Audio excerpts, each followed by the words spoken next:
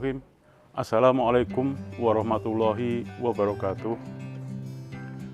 Selamat malam rekan-rekan mahasiswa sekalian. Pada kesempatan ini kami akan menyampaikan materi pada pertemuan yang ketiga, yaitu konsep dasar struktur modal.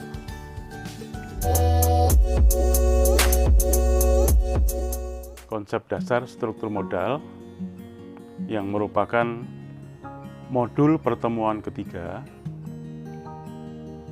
bahwa pengertian struktur modal adalah komposisi antara struktur modal, yaitu antara hutang dan modal sendiri, di mana jika struktur modal perusahaan ini kondisinya adalah baik atau berimbang, maka dampaknya adalah kondisi keuangan perusahaan akan menjadi baik dan akan menarik minat para investor yang melihat atau yang menganalisis laporan keuangan kita untuk menanamkan investasinya. Jadi struktur modal memiliki peranan yang penting. Karena apa? Karena dari struktur modal itu bisa dilihat seberapa besar aset atau aktiva yang dimiliki oleh perusahaan diperoleh atau dibiayai oleh hutang atau menggunakan modal sendiri. Nah, teori struktur modal ini dibagi dalam dua kelompok besar, yaitu yang pertama adalah teori struktur modal tradisional atau yang dikembangkan oleh David Duran pada tahun 1952, dan yang kedua adalah teori struktur modal modern. Ya.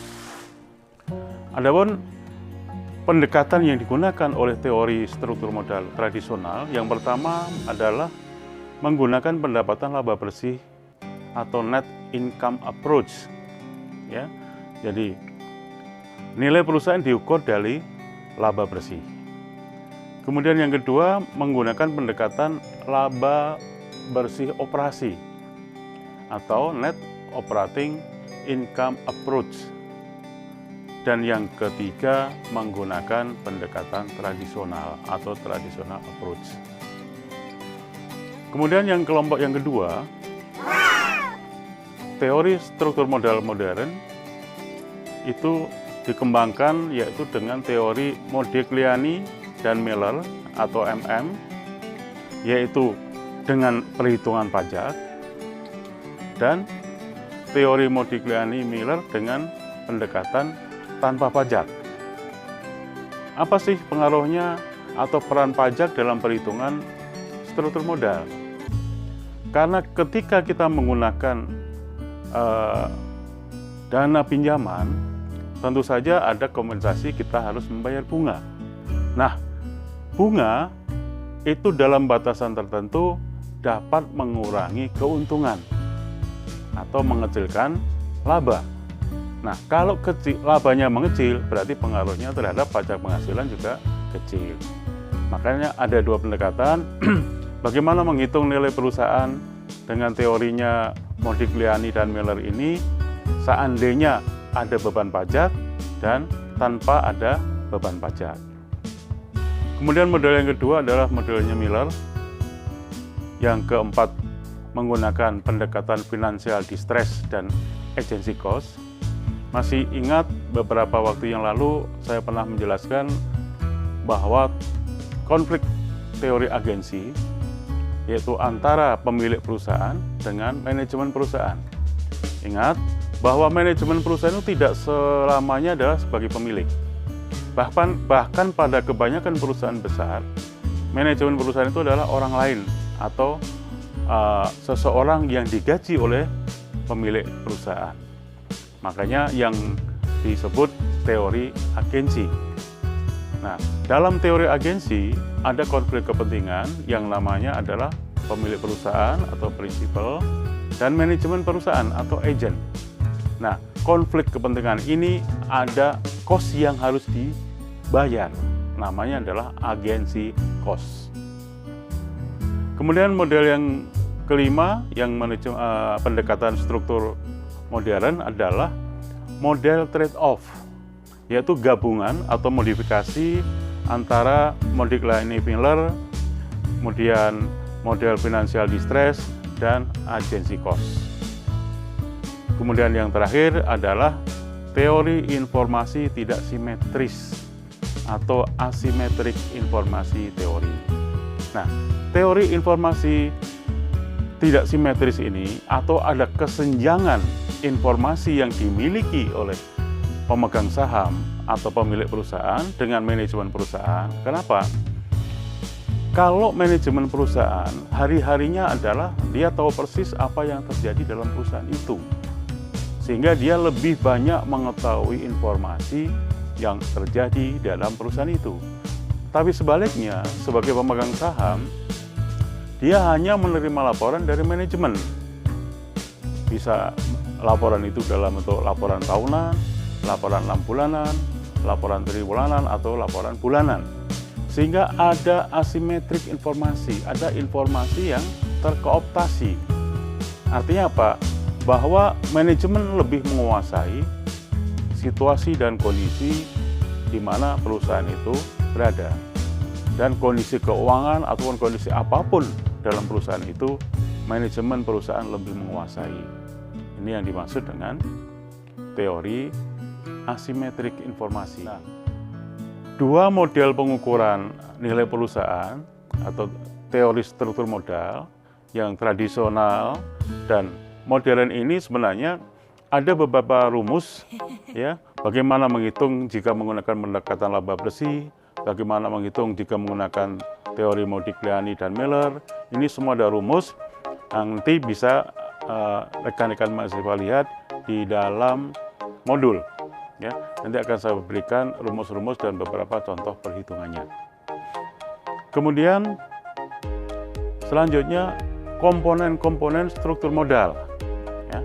Komponen struktur modal itu dibagi dalam dua bagian. Yang pertama adalah hutang jangka panjang. Kenapa hutang jangka panjang?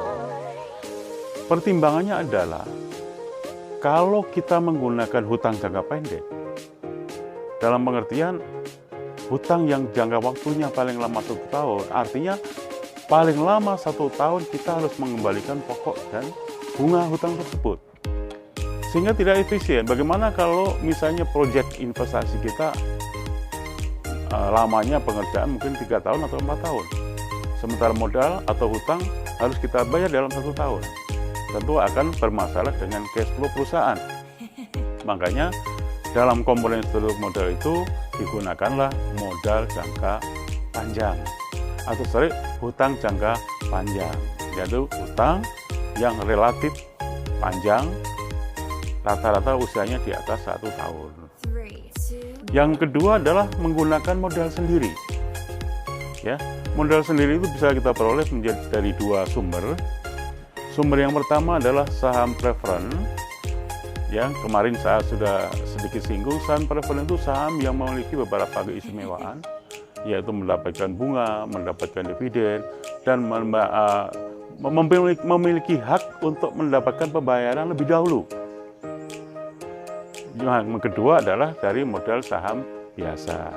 Nah, modal saham preference ini biasanya dikeluarkan tidak dalam jumlah yang terlalu banyak. Kenapa? Karena memiliki hak istimewa. Bagaimana kalau dikeluarkan banyak, semua orang memiliki hak istimewa, akhirnya semuanya minta didahulukan. Sehingga nanti akan mengganggu dengan cash flow perusahaan. Nah, sebaliknya kalau modal saham biasa, itu relatif lebih ringan karena membayar dividennya, punya kewajiban membayar dividen ketika kita ada mencatat keuntungan. Dan itu paling lama 1 tahun sekali. Ketika operasional perusahaan dalam 1 tahun sudah mencatat keuntungan dan diputuskan dalam RUPS bahwa ada bagian dividen.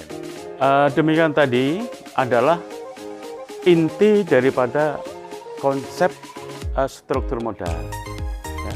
Pengukurannya dan perhitungannya, dan risiko-risiko apa yang harus kita ambil. Jadi dalam konsep struktur modal itu rekan-rekan harus pahami betul bahwa struktur modal itu mengatur tentang bagaimana sebaiknya komposisi modal antara modal yang dipinjam dengan modal sendiri. Bisa tadi mengeluarkan saham preferen, bisa menggunakan saham biasa. Nah, struktur modal itu akan mempengaruhi penilaian terhadap nilai perusahaan. Nah, investor tentu saja jeli ketika perusahaan ini banyak utang misalnya. Tentu dia akan berpikir 2-3 kali untuk investasi ke dalam perusahaan kita. Itu yang menjadi konsep dasar yang inti dari struktur modal atau teori struktur modal. Dalam kenyataan, dalam praktek, belum ditemukan satu hitungan matematik ataupun satu konsep yang betul-betul bisa diterapkan bagaimana kita memanage keuangan dalam kaitannya dengan struktur modal. Namun demikian, usaha-usaha seperti tadi pendekatan teori laba bersih, teori laba operasi, teori Modigliani-Miller ini menjadi satu yang sangat penting, meskipun tidak mendekati kesempurnaan, tetapi minimal ada sinyal atau minimal ada ancer-ancer atau ada bahan untuk pertimbangan ketika kita ingin mencari pinjaman atau mencari dana. Lebih baik dananya itu banyak dari utang atau dananya dari modal sendiri. Karena ingat, di dalam ketentuan undang-undang perpajakan kita, saya kaitkan dengan sana, bahwa debt to equity ratio itu maksimal adalah 4:1. Artinya apa? Komposisi hutang dibanding dengan equity itu tidak boleh lebih besar dari 4:1. Ketika pinjaman kita lebih, debt to equity ratio kita lebih dari 4:1, biaya bunganya tidak bisa diakui sebagai biaya atau non-deductible expense. Itulah undang-undang hukum pajak. Sehingga apa? Ini juga menjadi perhatian dari pemerintah kita, terutama melalui mekanisme aturan regulasi dari Bank Indonesia. Semua perusahaan di dalam meminjam utang, baik itu loan jangka panjang maupun loan luar negeri, harus menggunakan prinsip kehati-hatian. Hal ini juga relevan dengan salah satu prinsip dalam satu manajemen, bahwa perusahaan ingin hidup kita adalah panjang, dalam artian ingin going concern, akan terus-menerus berusaha. Makanya hati-hati di dalam mencari pinjaman atau dalam struktur keuangan kita, hati-hati hutang kita jangan terlalu besar. Karena apa? Hutang yang terlalu besar, kemungkinan kita akan terjerat beban bunga yang kita tidak mampu untuk membayarnya. Adalah prinsip kehati-hatian. Dan juga terkait dengan manajemen yang berpedoman pada konservatif, pada prinsip kehati-hatian, bahwa manajemen keuangan akan berpikir yang sangat hati-hati ketika memutuskan untuk mencari pinjaman atau mencari utang. Barangkali itulah video singkat yang bisa saya berikan. Nanti lebih jelasnya silahkan dibaca modulnya, dan ketika nanti ditemukan kesulitan atau yang tidak paham, silahkan bertanya kepada kami melalui WA atau melalui email. Demikian, lebih dan kurang mohon maaf. Assalamualaikum warahmatullahi wabarakatuh.